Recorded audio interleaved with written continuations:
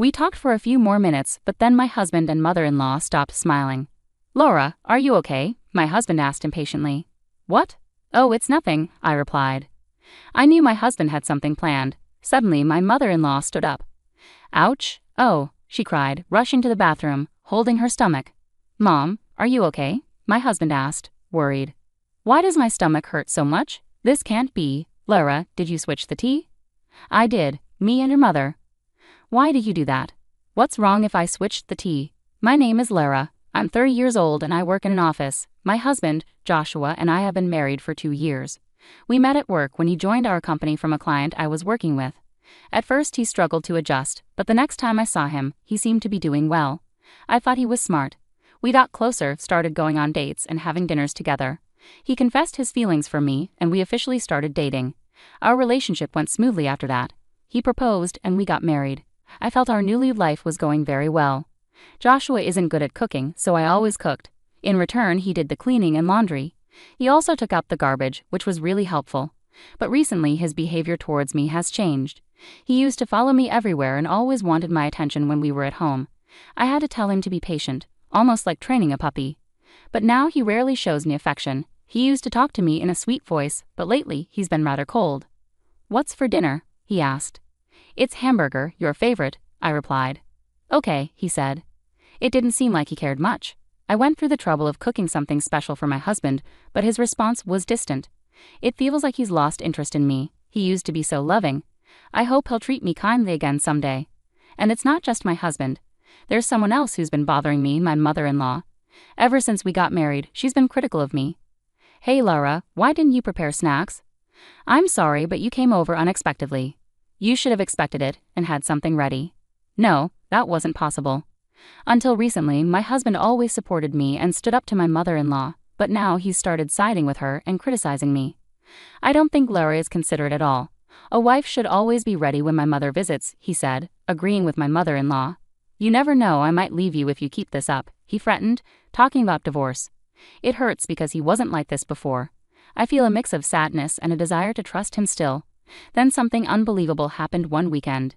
My mother-in-law unexpectedly came over to our house. For some reason she brought tea and sweets that day. The tea looked expensive, and she seemed cheerful as she spoke to me. "I went out of my way to get the best tea I could find today. Let's enjoy it together." I don't understand why she's suddenly so nice to me. It feels like there's some hidden reason behind it. My husband even said, "Thanks, Mom. I'll make the tea today." Lately he's been urging me, "Hurry up and set the table. My mom is waiting." I felt uneasy about his sudden kindness. Then my husband brought me a cup of tea with a smirk on his face. "Wow, it smells amazing," my mother-in-law exclaimed, leaning in to sniff the tea. I was suspicious and leaned in to smell it too. It smelled like regular tea, but there was something off, like there were bubbles floating in it.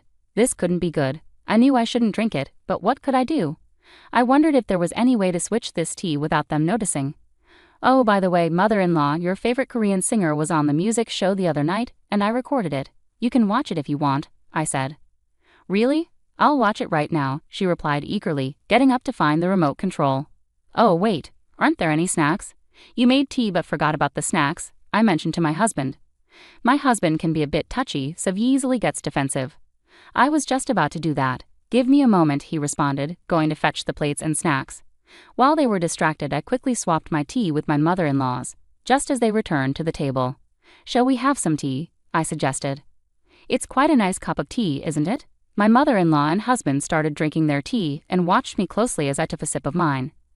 "This tastes different than usual," I remarked. Both my husband and mother-in-law had smiles on their faces.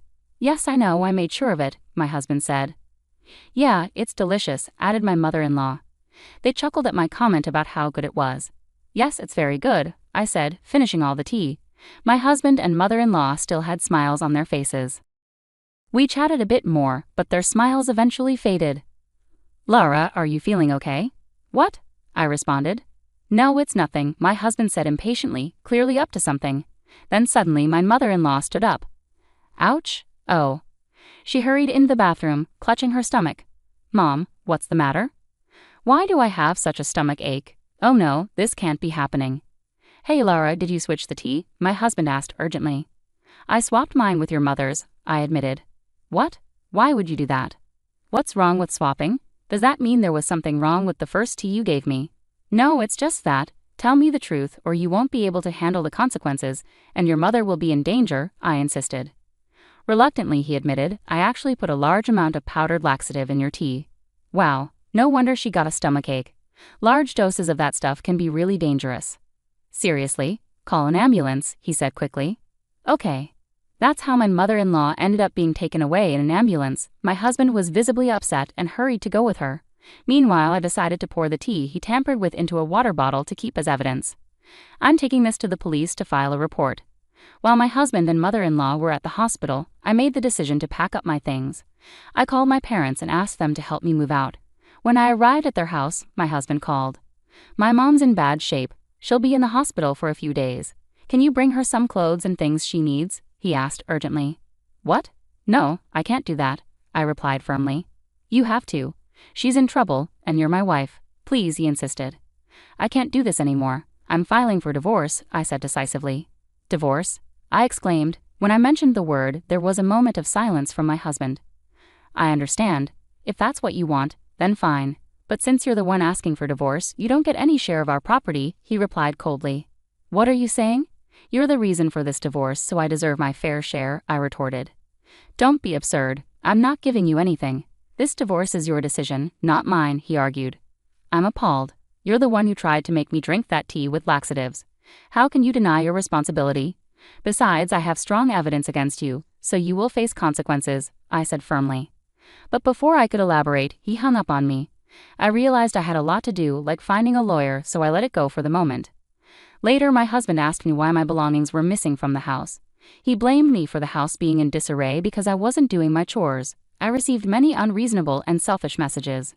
No, you're the one who wants a divorce, right? You understand that once we're divorced, you'll have to take care of the house by yourself. There were so many things I wanted to clarify with my husband, but I didn't respond until after I had arranged for a lawyer. Once my mother-in-law was discharged from the hospital, my husband and in-laws visited my parents' house, clearly upset. Divorce isn't the solution, but I'll go along with it. You didn't even bother to visit my mom in the hospital after what happened. You just left our house with your stuff. How can I stay married to someone like you? My husband said arrogantly. My mother-in-law glared at me, and it seemed they had only told their side of the story. My father-in-law believed them. Laura, I think you're being selfish, he remarked. My father-in-law is the only reasonable person in my husband's family. I knew he would see things differently if he knew the whole truth. I took out my phone and played an audio recording. I had actually put a lot of powdered laxatives in Lara's tea. The audio was strong evidence. When they heard it, my husband and mother-in-law turned pale. How did you get that recording? My husband had implicated himself. Father, I felt threatened. I quickly swapped my mother-in-law's tea with mine. Suddenly, she complained of a stomachache. She had always treated me badly, and my husband used to defend me against her. But recently they started teaming up against me, and now he had gone too far. After hearing my side, my father-in-law's expression turned furious as he stared at my husband and mother-in-law. Joshua, what's going on here? Is it true that you've been mistreating her too? He demanded. My husband and mother-in-law were visibly embarrassed under my father-in-law's scrutiny. No, Dad, wait, it was just a joke. Lara got upset stomach from the laxatives I put in her tea. It was meant to be a harmless prank, Joshua tried to explain. I would never mistreat her either. It was all in good fun. You can't call that bullying, my mother-in-law chimed in, attempting to justify herself. I don't think that was just a joke. You can't keep getting away with this. Is this why Joshua has been treating me so terribly? I challenged, my voice steady with resolve. I placed an envelope on the table and revealed its contents. Photographic evidence of my husband's affair that I obtained from a detective agency. My husband's face drained of color. Why? Did you think I was oblivious? Your distant behavior raised suspicions, so I hired a detective agency. I never wanted to believe you were cheating. Maybe you just wanted to push me to divorce you. It was clear I had struck a nerve as my husband broke into a cold sweat. I confronted him with divorce papers, ready to end it all. No matter how clueless you are, facing divorce papers in this situation should make it clear you're in trouble, right? I'll be entitled to alimony and a fair share of our property. Plus, I'm reporting you for assault for putting laxatives in my tea, I asserted firmly. The police? Wait, don't you feel sorry for Joshua? My mother-in-law pleaded. What? Are you serious? It's not just my husband. You too, mother-in-law, are involved. He was working with you, I retorted. Wait a minute. Why should I be blamed? It was Joshua who put the laxatives, my mother-in-law protested. "Mom, you came up with this plan. Don't try to pin it all on me," my husband interjected. "What? You asked me to help you because you were looking for a new wife," I exclaimed, shocked by my husband's revelation. My husband and mother-in-law began arguing, each refusing to admit their wrongdoing. Finally, my father-in-law had enough and intervened sharply. "Enough. Both of you are responsible for this. Stop arguing and face the consequences together. Don't complain when the police come for you. Joshua, you need to take responsibility for your affair. Pay Lara the alimony she deserves and give her your share of the property." My husband and mother-in-law were visibly shaken by my father-in-law's stern words. I was relieved he intervened, as my own father was on the verge of losing his temper too. "I'll handle the legal aspects through lawyers," I declared, urging my husband to sign the divorce papers promptly. After much reluctance, my husband finally signed the divorce papers under pressure from my father-in-law. I apologized sincerely for the trouble caused by my foolish son and my wife. "I'm truly sorry," my father-in-law said to us, then escorted my husband and mother-in-law home. Following that, I pursued alimony claims against my ex-husband and his affair partner through my lawyer. I received $30,000 from each of them. Subsequently, I filed a police report against my ex-husband and ex-mother-in-law for assault. I provided the audio evidence of my husband planting laxatives and the tea from the incident, leading to their arrest. They were both fined as a result. My ex-mother-in-law found herself in a situation where she had to work and pay the fine on her own, after my ex-father-in-law left her and filed for divorce. Struggling with the fallout, she couldn't even rely on her own son due to their mutual betrayal. Currently, she's working part-time for a modest salary to meet her obligations.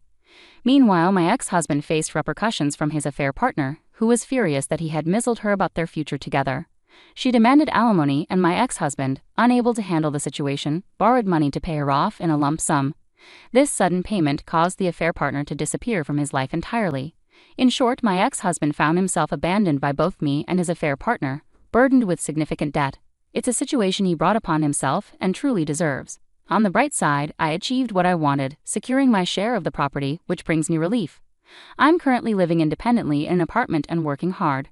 Recently, I even received a promotion at work. I'm considering taking a trip with friends or my parents to celebrate this new chapter in my life. Intentionally putting laxatives in someone's tea is a serious crime, not a joke. Both my ex-husband and ex-mother-in-law should face the consequences for their actions. I'm grateful that my father-in-law was understanding and supportive throughout the ordeal. Despite this disaster, I'm optimistic that I'll find a wonderful person in the future who respects and cares for me.